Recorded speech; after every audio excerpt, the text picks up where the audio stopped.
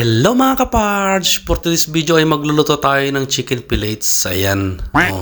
Siyempre, bago ka magluto ng chicken fillets, dapat siguraduhin mong may manok ka. Ayan. So, dito, meron na tayong marinate dito. Nalagyan ko na rin ng mga iba't ibang rekado yan. Tulad ng magic sarap, ayan, paminta, yung cornstarch, tsaka yung, yung crispy fry. Ayan, oh.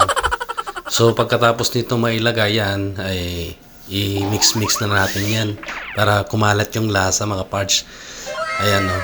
Tapos ayan, haluin lang para manuot yung lasa ba. So dito, bago tayo mag-prito dito, magpakulo ka muna ng mantika. Ayan, kung kumukulo na yung mantika na yan, pwede mo nang iprito. Bago natin iprito yan, i-coat muna natin yan sa harina. Ayan, oh. Sarap nito, masarap sa pulutan, masarap sa pakanin to mga parts. So, bali dito, kumukulo na siguro yung mantika natin dito. Tara, simulan natin magprito. So, ayan, ganyan lang natin magprito.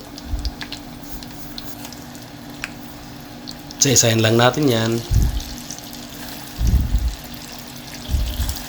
So, bali dito pag ganyang golden brown na pwede na yan. Pwede na yung anguin, ayan, oh. Pwede na, luto na yan.